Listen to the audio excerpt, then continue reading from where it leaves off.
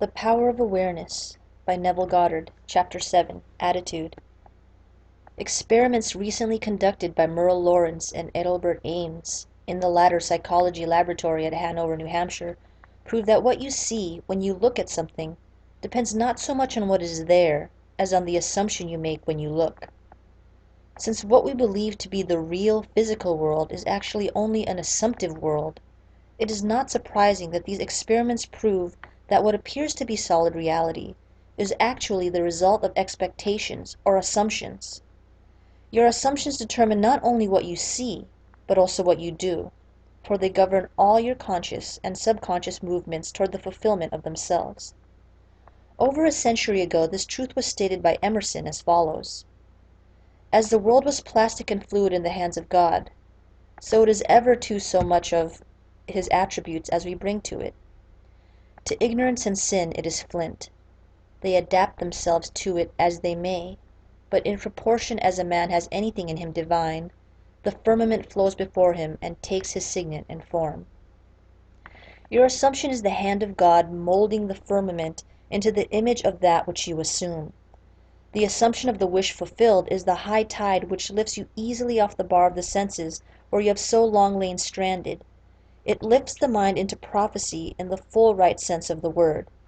And if you have that controlled imagination and absorbed attention which it is possible to attain, you may be sure that all your assumption implies will come to pass. When William Blake wrote, "What seems to be is to those to whom it seems to be," he was only repeating the eternal truth. There is nothing unclean of itself, but to him that esteemeth anything to be unclean, to him it is unclean. Because there is nothing unclean of itself, or clean of itself, you should assume the best and think only of that which is lovely and of good rapport.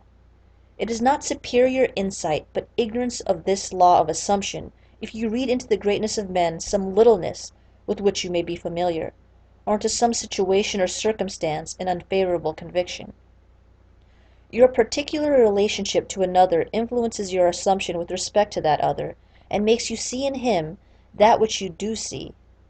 If you can change your opinion of another, then what you now believe of him cannot be absolutely true, but is only relatively true. The following is an actual case history illustrating how the law of assumption works. One day, a costume designer described to me her difficulties in working with a prominent theatrical producer.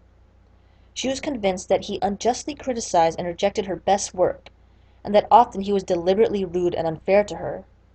Upon hearing her story, I explained that if she found the other rude and unfair, it was a sure sign that she herself was wanting, and that it was not the producer, but herself that was in need of a new attitude. I told her that the power of the law of assumption and its practical application could be discovered only through experience, and that only by assuming that the situation was already what she wanted it to be could she prove that she could bring about the change desired. Her employer was merely bearing witness, telling her by his behavior what her concept of him was. I suggested that it was quite probable that she was carrying on conversations with him in her mind which were filled with criticism and recriminations. There was no doubt but that she was mentally arguing with the producer, for others only echo that which we whisper to them in secret. I asked her if it was not true that she talked to him mentally, and if so, what those conversations were like. She confessed that every morning, on her way to the theater, she told him just what she thought of him in a way she would never have dared address him in person. The intensity and force of her mental arguments with him automatically established his behavior towards her. She began to realize that all of us carry on mental conversations, but unfortunately, on most occasions, these conversations are argumentative. That we have only to observe the passerby on the street to prove this assertion. That so many people are mentally engrossed in conversation and few appear to be happy about it, but the very intensity of their feeling must lead them quickly to the unpleasant incident they themselves have mentally created and therefore must now encounter. When she realized what she had been doing, she agreed to change her attitude and to live this law faithfully by assuming that her job was highly satisfactory and her relationship with the producer was a very happy one. To do this, she agreed that before going to sleep at night, on her way to work, and at other intervals during the day, she would imagine that he had congratulated her on her fine designs, and that she in turn had thanked him for his praise and kindness. To her great delight, she soon discovered for herself that her own attitude was the cause of all that befell her. The behavior of her employer miraculously reversed itself. His attitude, echoing as it had always had done that which she had assumed, now reflected her changed concept of him. What she did was by the power of her imagination. Her persistent assumption influenced his behavior and determined his attitude toward her. With the passport of desire on the wings of a controlled imagination, she traveled into the future of her own predetermined experience. Thus we see it as not facts, but that which we create in our imagination, which shapes our lives. For most of the conflicts of the day are due to the want of a little imagination to cast the beam out of our own eye. It is the exact and literal minded who live in a fictitious world.